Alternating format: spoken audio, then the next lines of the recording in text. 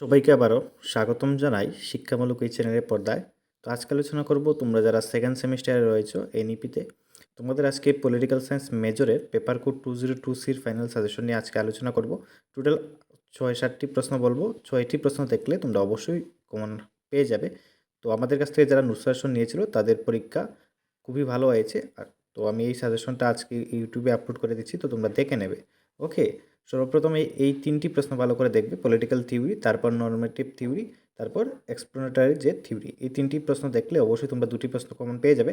তারপর আরও 3টি প্রশ্ন তোমরা দেখে নেবে। এই ছিল 6টি প্রশ্ন। এই 6টি প্রশ্ন দেখলে তোমরা অবশ্যই কমন পেয়ে যাবে। তো যাদের নেক্সট সেমিস্টার থেকে নোট সাজেশনের প্রয়োজন তোমরা অবশ্যই আমাদের ডিসক্রিপশন বক্সে থাকা নম্বরে তোমরা যোগাযোগ করে প্রথম দিক থেকে তোমরা নোট সাজেশন নিয়ে নেবে, তাহলে অবশ্যই ভালো ফলাফল তোমরা করতে পারবে। তারপর আরও 2টি প্রশ্ন রয়েছে, যদি সম্ভব হয় দেখবে, না হলে প্রথমে 6টি দেখলে তোমরা অবশ্যই 4টি প্রশ্ন কমন পেয়ে যাবে। ওকে, তবে এই দুটি একবার হলো টাচ করবে।